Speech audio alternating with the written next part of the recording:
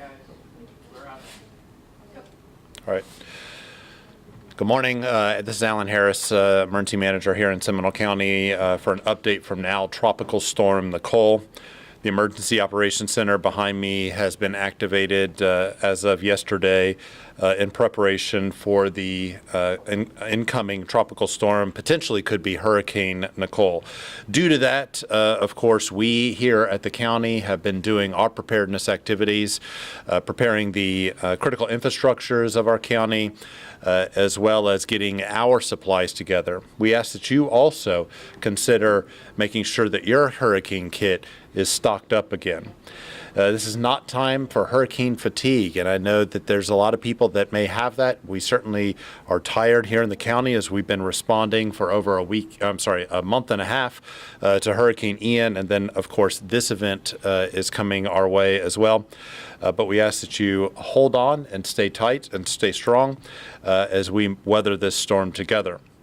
Sandbag locations are offered here in Seminole County. We have locations at various city sites, as well as the county sites at Old Geneva Fire Station, at Wayside Park, which is up in Sanford on Lake Monroe, and then at the Seminole County Boom Boss Sports Complex. Just yesterday, we gave here at the county over 6,000 sandbags, so obviously a very important thing that we're doing here and very big need across the county. All county sites will remain open today until 7 p.m. They will open again tomorrow at 8 a.m. and they will close at noon tomorrow, as we are starting to expect the stronger storms to get here sometime tomorrow afternoon. These sites are self-serve sites. We ask that you also bring a shovel with you, and we are giving up to 15 bags per household at each site. For those that may have issues with doing that themselves, there are going to be people there to help out. Debris collection is continuing today. As of right now, we have picked up about 60% of all the vegetated debris from Hurricane Ian. We're going to continue that operation. Curbside garbage collection will stop tomorrow afternoon. Hi, this is Kevin. We are closing the landfill also and the county transfer station tomorrow as of 3 p.m. Of course, that's when the winds are going to be reaching tropical storm force sustained winds, so we'll be closing the landfill at that time. We have made all tipping fees free for residential drop-off of construction, demolition, and vegetative debris at the landfill. So individuals that are able can go ahead and take their debris. If they want to go ahead and get rid of that, take that to the landfill free of charge.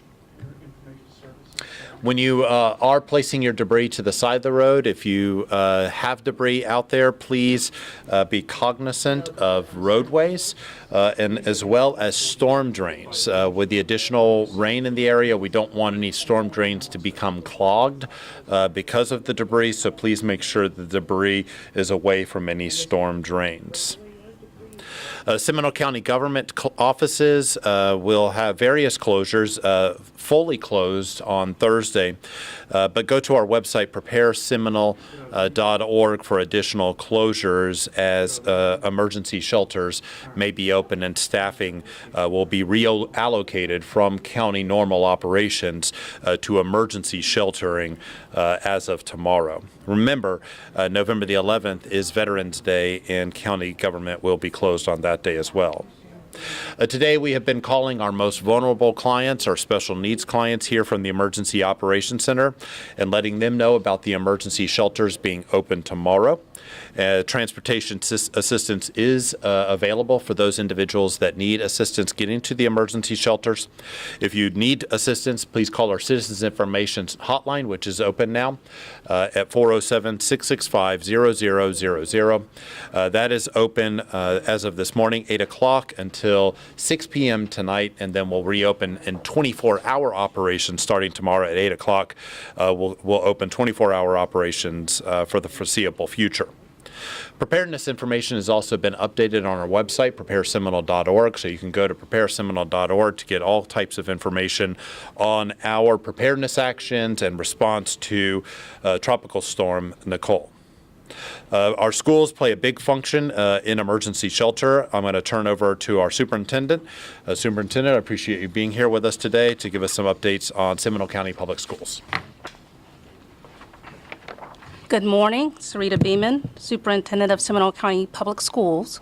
In working collaboratively with Seminole County and reviewing the needs of our community, Seminole County Public Schools will be preparing 2 of our schools and a possible 3rd on standby to meet the needs of providing a safe place for our community members to reside during the storm.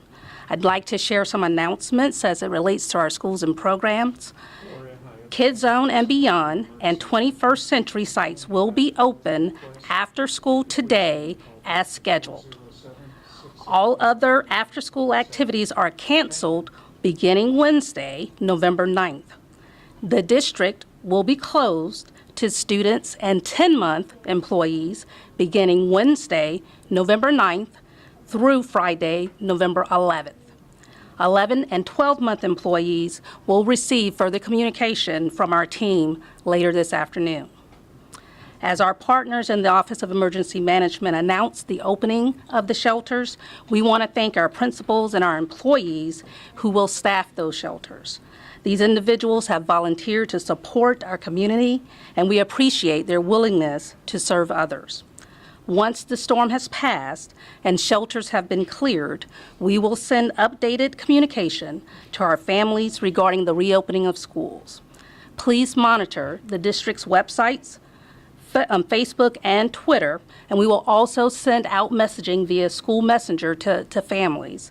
As we are aware of different things that happen throughout and meetings that need to be notified, we will update the communication to our families and parents. We are aware of school sporting and district events that are scheduled for Saturday, and we'll work closely with all of our parties to evaluate the safety of the locations and conditions of the storm, and we'll communicate as to whether those can still continue as soon as we know. We look forward to the safe return of all students and staff on next week, and those are all of the announcements we have thus far, but please continue to look at our website, on Twitter, Facebook, as we will provide updated information as we have it. Next up, we will have Chief Kinley.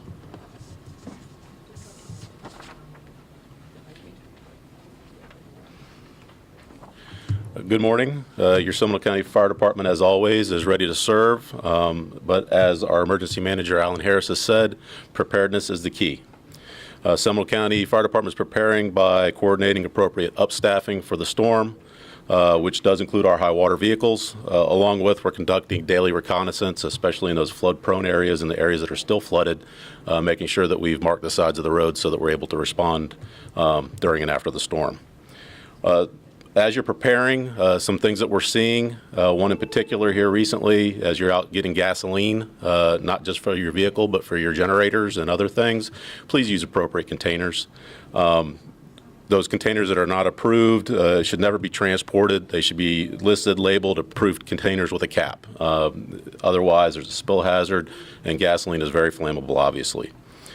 Flooding precautions, when we do get the rain and we do get some more flooding, remember, turn around, don't drown. Never step into standing water. As little as 6 inches can knock you right off your feet.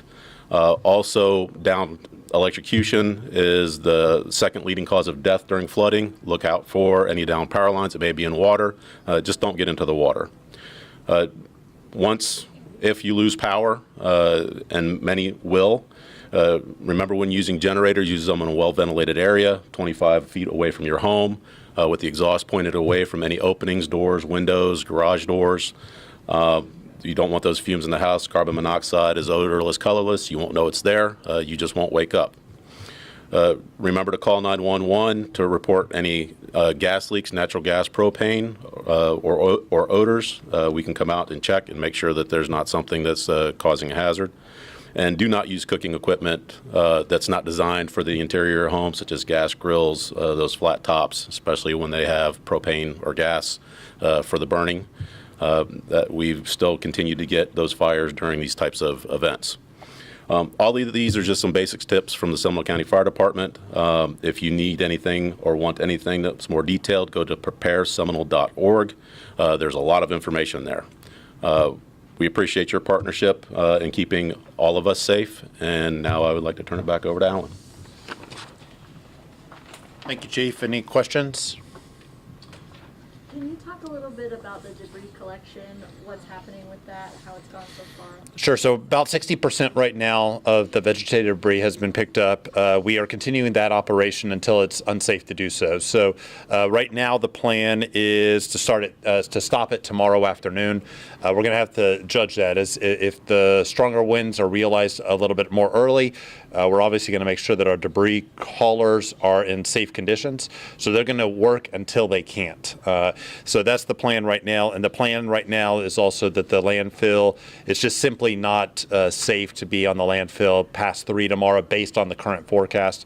The forecasts have adjusted slightly and actually moved to make it a little bit worse for Seminole County. So that's why we've started to adjust those times as well. And we'll adjust those again if necessary. If it moves a little bit more to the north, that means it's going to come here a little bit faster. It's potentially going to be a hurricane when it hits the coast. If it hits the coast, it probably won't lose much strength by the time that it gets to East Seminole County. We're only 30 miles from the coast directly. So we don't really lose much strength by the time it gets to us. So we'll be playing that by ear. Are there any concerns for that 40% that people still do have debris? Yes, and that's why yesterday we suspended all tipping fees. So anyone that can take the debris to the landfill totally free of charge, construction debris, vegetated debris, whatever the case may be, totally free of charge. We're trying to help individuals that have the means to do so to help get that debris cleared as quickly as possible. Seminole County Emergency Management. Will you be doing any storm drain clean out? Or? Yeah, so we've been looking at any troubled area, any area that was identified during Ian, and also any areas that we saw some vegetative issues around storm drains. They've been working in those. I know I had a meeting yesterday with the city of Sanford. They're out there doing that as well today. Winter Springs communicated with us earlier today that they're out doing a lot of debris removal around storm drains, making sure that storm drains are clear. So those types of things are happening in all of our municipalities as well as here in Seminole County. So what areas are you most concerned about at this point? Sure. So the challenge, of course, for this storm is Ian happened. So where tributaries normally would flow pretty easily, we know for a fact that there are trees down and there are debris in the Little Wekiva River, in Gee Creek, in Howell Creek. Now, we're not going to see the rain. No forecast shows the rain at the level of Hurricane Ian. But we are going to see 7-8 inches of rain, so there is the potential for localized flooding, for flooding on waterways. The forecast along the St. Johns River is for the stop of the decrease and actually an increase, not into major flood stage, but there is some potential of getting into the moderate stage. So we're looking at that very closely. It also all depends on where the rain comes down. Unfortunately, during Ian, we saw most of that rain come down in the Winter Springs area, and Gee Creek really swelled to almost a river. So we're really going to be looking closely at where the rain falls. And so that debris is really slowing up the draining of the tributaries. Exactly. So that's one of our concerns. Another of our concerns is that the water on the ground is saturated the root structures of many trees. So just wind to this level could bring down trees, and of course, if it's trees near power lines, could bring power lines down as well. So we've already had communication today with Duke and FPL. They'll be manning the EOC tomorrow, first thing in the morning, and they have crews ready to go out as quickly as the storm passes, and it's safe to get out. I have a couple questions for Sarita. Sure. School. Can you just confirm again the dates for the closings again, just to reiterate? For students, Wednesday through Friday of this week, and for 10-month employees, Wednesday through Friday. 11 and 12-month employees will receive messaging afterwards. And do you know, does that affect how the school year will play out for days off and stuff? And I know during past hurricanes, the governor has sort of waive those days to give them to you back, those off days? Yeah. And that's something a lot of people have asked about. Is that something you guys are looking at, petitioning the governor to sort of waive those days again, or? Well, it will affect, because of the 3 days, the calendar as we see it right now. How that will play out is still to be determined. We are in communication with the Department of Education regarding the days that we will need to close, and we'll have to see afterwards how we will move forward. Okay, thank you. Thank you.